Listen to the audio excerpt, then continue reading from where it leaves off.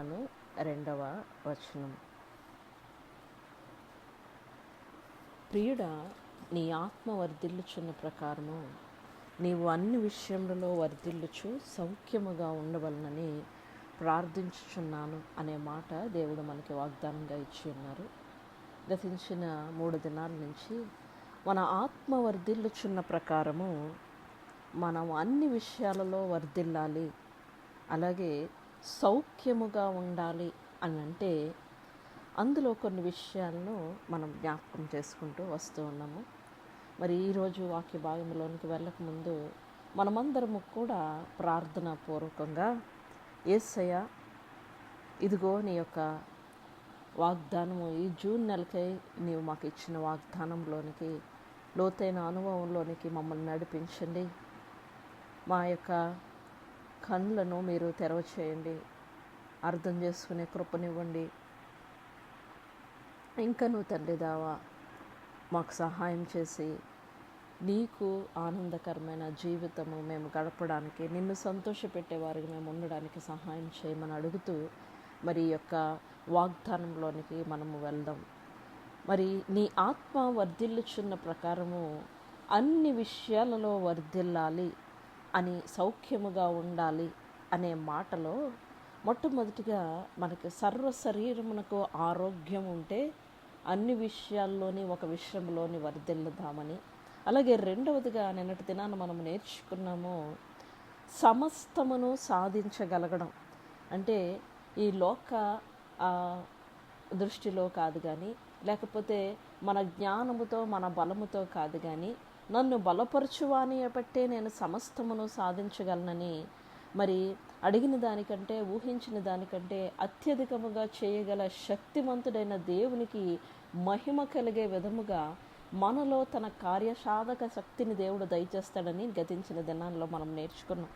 మరి ఈరోజు మరి అన్ని విషయాలలో వర్ధిల్లాలనే భాగంలో మరి యొక్క భాగాన్ని చూస్తూ, మూడవదిగా అవసరతలు తీర్చబడుట. హల్లెలూయా. ఇక్కడ కూడి ఉన్న మనందరము కూడా మన అవసరతలు తీర్చబడిపోతే మరి మనం అన్ని విషయాల్లోనూ కూడా వర్ధిల్లేవారిగా మనం ఉంటాం కదా.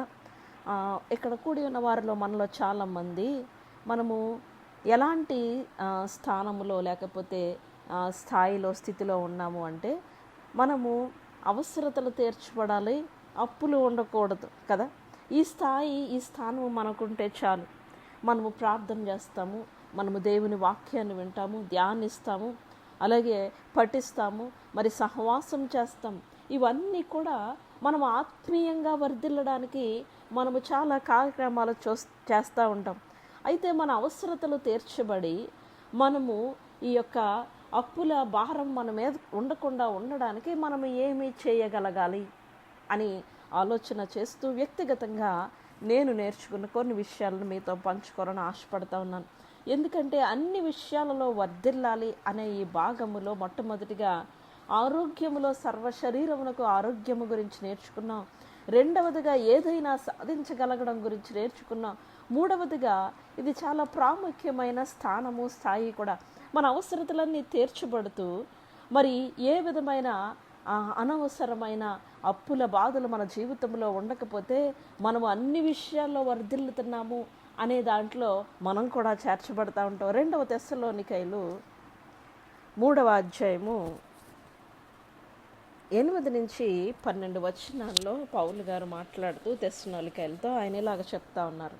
ఎవని యొద్దను చదువుమా.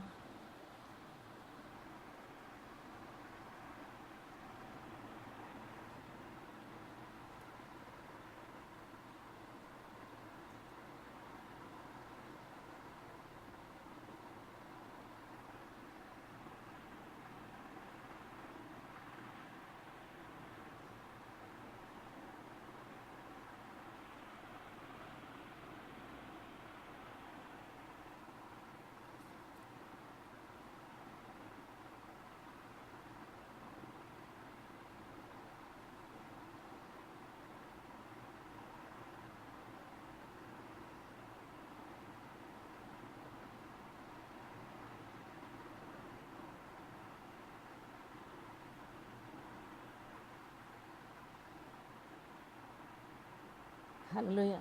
చాలమ్మా. ఇక్కడ రాయబడుతున్న ఈ మాటల్లో పౌలు గారు చెప్తున్న ఒక మాట, అందులో నేను ప్రత్యేకంగా నేర్చుకున్నది ఏంటి అంటే, మేము మీలో ఎవనికిని భారముగా ఉండకూడదు అని ఆయన చెప్పుతూ, ఆయన చూడండి ప్రయాసముతోనూ కష్టముతోనూ రాత్రింబగళ్ళు పని చేయుచు జీవనము చేశారు. ఈయన ఏం చేస్తూ ఉన్నారంటే దేవుని పరిచర్య చేస్తూ ఉన్నారు. ఈయన ఏం చేస్తూ ఉన్నారంటే దేవుని యొక్క సువార్త చేస్తూ ఉన్నారు.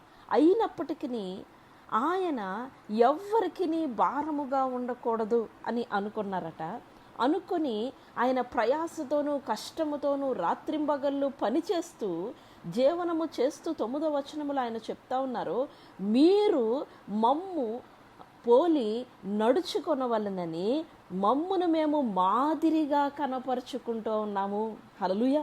ఈరోజు ఇక్కడ కూడి ఉన్న డియర్ చోజన్ టీమ్, ఇక్కడ కూడి ఉన్న ప్రతి ఒక్కరము కూడా, మనందరము కూడా మనం ప్రయాసతోనూ కష్టముతోనూ రాత్రింబగళ్ళు పనిచేస్తూ మనల్ని మనము ఎలాగ ఉంచుకోవాలి అంటే ఈ లోకములో ఉన్న వారికి మాదిరిగా ఉంచుకోవాలి. ఎందుకంటే పౌలు గారు ఈయన సామాన్యమైన వ్యక్తి కాదు. ఈయన చాలా ఉన్నతమైన మరి శ్రేష్టమైన ఆధిక్యత కలిగిన వాడైన. కానీ ఈయన దేవుని కొరకు పనిచేయడం ఆరంభించిన తర్వాత ఆ సమయంలో ఆయన ఎవరికి భారముగా ఉండకూడదని ప్రయాసపడ్డాడట, కష్టపడ్డాడట, రాత్రింబగళ్ళు పనిచేశాడట, జీవనము చేశాడంట. ఎందుకు అంటే ఆయనను పోలి నడుచుకోవాలి మిగిలిన వారందరూ అని తనను తను ఒక మాదిరిగా ఉంచుకున్నాడంట. ఆయన ఆఖరణ చెప్తా ఉన్నాడు, మాకు అధికారము లేక కాదు, కానీ ఆ అధికారం చలాయించడానికి కాదు, కానీ ఒక మాదిరిగా ఆయన ఉంచుకున్నాడంట. మరి నేను నా భర్త మాకు నూతనముగా వివాహం అయినప్పటికీ నా భర్త జీతములో 70% అంటే 70% మరి అద్దె కడతా ఉండేవాళ్ళం. ఇప్పటికీ అదే పరిస్థితి అనుకోండి. అయితే మీరందరూ కూడా నా భర్త మరి జీతము మరి పెరగాలని ప్రార్థన చేస్తూ ఉన్నారు. దేవుడు మిమ్మల్ని దీవించును గాక. దేవుడు ఖచ్చితంగా మరి ఆ విషయంలో మరి ఆయన మన ప్రార్థన అంగీకరిస్తాడు. అయితే నేను ప్రతి దినము నేను ఈ యొక్క ఉదయకాల ప్రార్థనలో చోజన్ ప్రేయర్ నడిపిస్తూ ఉన్నప్పుడు మీరందరూ వినే ఉండుండొచ్చు. చాలాసార్లు ఆయన వెనకాల క్లాసెస్ తీసుకుంటూ నిజంగా నేను చెప్పగలను, రాత్రింబగళ్ళు ప్రయాసతోనూ కష్టముతోనూ జీవనము చేయడానికి, పని చేయడానికి, ఒక మాదిరిగా ఉండడానికి. ఎందుకు అంటే ఎవరికి భారముగా ఉండకుండా ఉండడానికి. చోజన్ యొక్క దర్శనము కూడా ఏంటి అంటే, మేము ఎవరి దగ్గర ఎక్కడా ఒక్క రూపాయి కానుక కూడా స్వీకరించం. హల్లెలూయా. ఎందుకు నేను చెప్తా ఉన్నాను అంటే, ఈ చోజన్ అనేది మా జీవనము కొనసాగించడానికి కాదు. ఈ జీవనము కొనసాగించాలి అంటే ఎవరికి భారముగా ఉండకుండా ప్రయాసతోనూ కష్టముతోనూ రాత్రింబగళ్ళు పని చేయాలి. హల్లెలూయా. అయితే ఎప్పుడైతే అలా చేస్తామో, అయితే ఇప్పుడు నేను చెప్పగలను ఏంటి అంటే, దేవుడు మేము ప్రయాసతోనూ కష్టముతోనూ రాత్రింబగళ్ళు పనిచేసినప్పుడు, కీర్తనలు 128వ అధ్యాయము 2వ వచనం ఒకసారి చదువుదాం చూడండి. కీర్తనలు 128 2వ వచనంలో, ఇప్పుడు మరి మా సాక్ష్యం ఏంటంటే, నిశ్చయముగా మా చేతుల కష్టార్జితమును మేము అనుభవిస్తూ ఉన్నాం. హల్లెలూయా. నా భర్త ఎప్పుడు కూడా ఈ వాక్యాన్ని చదువుకుంటూ ఉంటారు. ఇందులో ప్రతి మాట నా జీవితంలో దేవుడు నెరవేర్చడని ఆయన ప్రతిరోజు సాక్ష్యం ఇవ్వడానికి ఆయన సిద్ధంగా ఉంటారు. ఏంటి అంటే, నిశ్చయముగా నీ చేతుల కష్టార్జితము నీవు అనుభవించదువు. ఒక 175 రూపాయల కొరకు ఆయన దగ్గర 75 కిలోమీటర్లు ప్రయాణం చేసి క్లాసులు చెప్పడానికి వెళ్ళేవారు. ఎందుకు ఈ మాట చెప్తా ఉన్నానంటే, మాదిరిగా ఉండడానికి. హల్లెలూయా.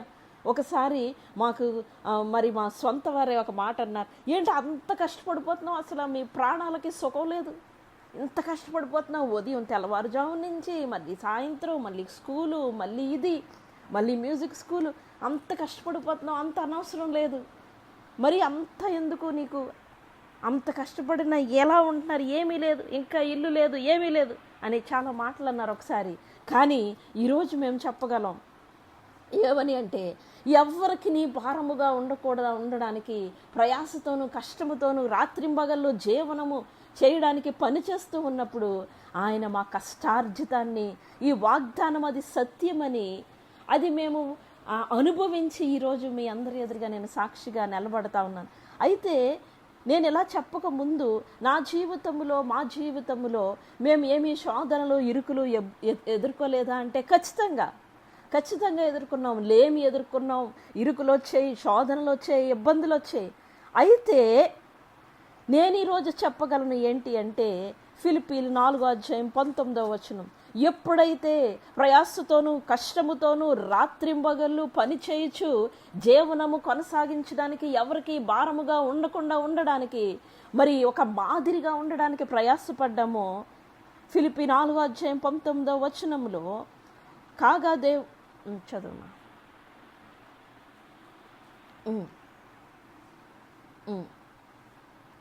హల్లెలూయా. నేను ఈరోజు ఇక్కడ కూడి ఉన్న మనందరికీ ఒక మాట చెప్పాలనుకుంటా ఉన్నాను. ఈ చోజన్ ద్వారా ఎప్పుడు ₹1 తీసుకొనకపోయినా, నేను ఈ చోజన్ పరిచర్యని నేను దేవుని యొక్క రాజ్యములో నేను ఏం చెప్తానంటే I am an employee of God's kingdom. ప్రతిరోజు ఈ చోజన్ని ఇలా నడిపించడానికి నేను ఒక ఉద్యోగము కంటే ఎక్కువగా చేస్తూ ఉన్నట్టే నేను ఇది చేస్తూ ఉంటాను. హల్లెలూయా. ఎందుకు అంటే దేవుడు నాకు అప్పగించిన పని. అయితే దానికి ప్రతిఫలము ఏంటి అంటే ఈరోజు నేను ధైర్యముగా చెప్పగలను ఏంటంటే, దేవుడు తన ఐశ్వర్యము చొప్పున క్రీస్తు యేసునందు మహిమలో మా ప్రతి అవసరమును ఆయన తీరుస్తూ ఉన్నాడు. అంత మాత్రమే కాదు కానీ ఇంకా మా యొక్క శక్తి కొలది కొంతమందికి మరి ఒక్కరికి సహాయంగా ఉండడానికి దేవుడు సహాయం చేస్తూ ఉన్నాడు. ఈరోజు మన ఆత్మ వర్ధిల్లుచున్న ప్రకారము మనము అన్ని విషయములలో వర్ధిల్లాలి అంటే, ఆ వర్ధిల్లత ఇక్కడ కూడి ఉన్న మనలో చాలామందికి మన అవసరతలు తీర్చబడి అప్పులు లేకుండా ఉంటే చాలు కదా. ఎంతమంది ఉదయకాల సమయంలో ఇక్కడ కూడి ఉన్న మనలో ఈ ఒక్క మాట, నా అవసరతలు తీర్చబడాలి, నేను అప్పులు ఉండకూడదు, ఈ రెండు మన జీవితంలో ఉంటే మనము చాలా వరకు ఆత్మలో వర్ధిల్లుచున్న ప్రకారము అన్ని విషయాల్లో వర్ధిల్లుతున్నామనే మాటలో 3వ స్థాయికి గతించిన 2 దినాల నుంచి 2 మాటలు నేర్చుకున్నాం. ఈరోజు ఆ 3వ స్థాయిలోకి మనం వెళ్తాం. అయితే ఆ స్థాయిలోకి వెళ్ళడం ఎలాగో పౌలు గారు మనకు చెప్తా ఉన్నారు. ఏమని అంటే, ఎవ్వరికీ భారంగా ఉండకుండా ఆయన ఏం చేశారంట, ప్రయాసపడ్డారట, కష్టపడ్డారంట, రాత్రింబగళ్ళు పని చేశారట. హల్లెలూయా. పనిచేసి ఎందుకు ఊరికే కాదు, ఇక్కడ కూడి ఉన్న మనందరికీ ఆయన చెప్తా ఉన్నాడు, మమ్మును మేము మాదిరిగా ఉంచుకున్నాను, సో దట్ మీరు మమ్మును పోలి నడుచుకున్నట్టు. హల్లెలూయా. అక్కడ ఇంకొక మాట ఉంది, ఏమనంటే, ఎవడైనాను పని చేయనని ఎడల వాడు భోజనము చేయకూడదని ఆజ్ఞాపించారంట. ఆఖరిగా 12వ వచనంలో ఆయన చెప్తా ఉన్నారు, అట్టివారు నెమ్మదిగా పని చేయొచ్చు సొంతముగా సంపాదించుకున్న ఆహారం భుజించవలనని మన ప్రభు అయిన యేసుక్రీస్తు పేరిట వారిని ఆజ్ఞాపూర్వకముగా హెచ్చరించుచున్నానని చెప్తా ఉన్నాడు. ఈ మాట పౌలు గారు ఎప్పుడు చెప్తా ఉన్నారు అంటే, ఆయన పనిచేసి, ఆయన ప్రయాసపడి, ఆయన కష్టపడి రాత్రింబగళ్ళు ఆయన జీవనము కొరకు ఎవరికి నీ భారముగా ఉండకుండా ఆయన్ను పోలి మనందరము నడుచుకోవాలని ఒక మాదిరిగా ఆయన ఉన్నారట. డియర్ చోజన్ టీమ్, కళ్ళు మూసుకుందాం. ఆ ఉదయకాల సమయంలో మన ఆత్మ వర్ధిల్లుచున్న ప్రకారము మనం అన్ని విషయాలలో వర్ధిల్లాలి అంటే, బైబిల్లో ప్రతి దానికి కూడా నేను గతించిన దినాల నుంచి ధ్యానం చేస్తూ ఉన్నప్పుడు, ఇదిగో నాకు ఈ యొక్క విషయంలో నేను వర్ధిల్లాలి అంటే ఏం చేయాలంటే, ప్రతిదానికి ఒక వాగ్దానము, ప్రతిదానికి ఒక పద్ధతి, ప్రతిదానికి ఒక సూచన బైబిల్లో ఉంది. ఈరోజు ఇక్కడ కూడి ఉన్న ఎవరైనా, అక్క నాకు పలానా విషయంలో నాకు ఒక ఇదిగా ఉంది, నేను ఆత్మలో వర్ధిల్లుతున్నాను కానీ ఆ విషయంలో వర్ధిల్లలేకపోతా ఉన్నాను అని ఎవరికైనా అలాంటి ఇదిగా ఉంటే దేవుని వాక్యాన్ని ధ్యానించండి. లేకపోతే మీకు ఏ విషయంలో ఆ యొక్క సమస్య ఉందో మరి నాకు టెక్స్ట్ చేయండి. నేను కూడా దాని మీద దేవుని వాగ్దానం ఏం చెప్తా ఉంది, దేవుడు మనల్ని ఏం చేయమంటా ఉన్నాడో అని మనము నేర్చుకుందాం. ఈ ఉదయకాల సమయంలో మన అవసరతలు తీర్చబడి, ఎలా తీర్చబడతాయి మన అవసరతలు అంటే, దేవుని మహిమైశ్వర్యంలో నుంచి తీర్చబడతాయంట. ఎప్పుడు తీర్చబడతాయి ఈ అవసరతలు అంటే, ప్రయాసపడి కష్టపడి రాత్రింబగళ్ళు పని చేయాలి. అప్పుడు దేవుడు అంటా ఉన్నాడు, నిశ్చయముగా నీ చేతుల కష్టార్జితమును నీవు అనుభవిస్తావు. హల్లెలూయా. అయితే చాలాసార్లు మనకి దేవుడు ఆశీర్వదించిన ఆశీర్వాదంలో క్రమశిక్షణ లేకపోతే నేర్చుకుందామా, దేవుణ్ణి అడుగుదామా, ఈ ఉదయకాల సమయంలో ఒక నిర్ణయం తీసుకుందామా. ఏమని అంటే, దేవా ఇదిగో నీ మహిమైశ్వర్యం చెప్పున నా ప్రతి అవసరమును తీరుస్తూ ఉన్నప్పుడు దానిని చక్కగా వినియోగించుకునే జ్ఞానాన్ని నాకేమని అడుగుదాం. కళ్ళు మూసుకుందాం, రెండు చేతులు ఆకాశం వైపెత్తుదాం, ఒక నిర్ణయం తీసుకుందాం. నా దేవుడు ప్రతి అవసరమును తీర్చును మహిమైశ్వర్యములో. నా దేవుడు ప్రతి అవసరమును తీర్చును మహిమైశ్వర్యములో. తల్లి వలె ప్రేమించును, తండ్రి వలె పోషించును, కాపరి వలె నడిపించును, వైద్యునిలా స్వస్థపరచును, కాపరి వలె నడిపించును, వైద్యునిలా స్వస్థపరచును.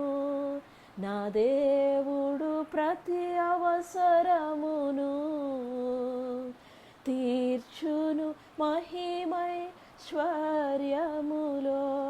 ఈ ఉదయకాల సమయంలో జూన్ 4వ తారీఖున 2026 ఉదయకాలం 24 నిమిషాలు అవుతుంది. 5:24. దేవుడు చెప్తా ఉన్నాడు ఇక్కడ కూడి ఉన్న మనందరికీ, ఇదిగో నా మహిమైశ్వర్యము చెప్పున మీ ప్రతి అవసరమును తీరుస్తాను. అయితే మీరు ప్రయాసతోనూ కష్టముతోనూ రాత్రింబగళ్ళు ఎవరికి భారముగా ఉండకుండా పని చేయొచ్చు, జీవనము చేయొచ్చు, పౌలు మాదిరిగా చూపించినట్లు అట్టి విధముగా ఉండండి. నిశ్చయముగా మీ చేతుల కష్టార్జితమును మీరు అనుభవిస్తారని దేవుడు చెప్తా ఉన్నాడు. అలాగే ఆ సమయంలో మనం అది చేయించు ఉంటుండగా, ఇదిగో నా దేవుడు నా ప్రతి అవసరమును తీర్చాడు. ఈరోజు ఆయన మహిమైశ్వర్యంలో నుండి నేను సమస్తమును కలిగి ఉన్నానని మనందరము చెప్పగలగాలి. దేవుడు అటువంటి సాక్ష్య జీవితాన్ని మనందరికీ దయచేయనుగాకని, అటి కృపను దేవుడు మనకి ఇవ్వాలని ఈ మాటలు మనందరి మీద ప్రకటిస్తూ నేను ముగిస్తా ఉన్నాను.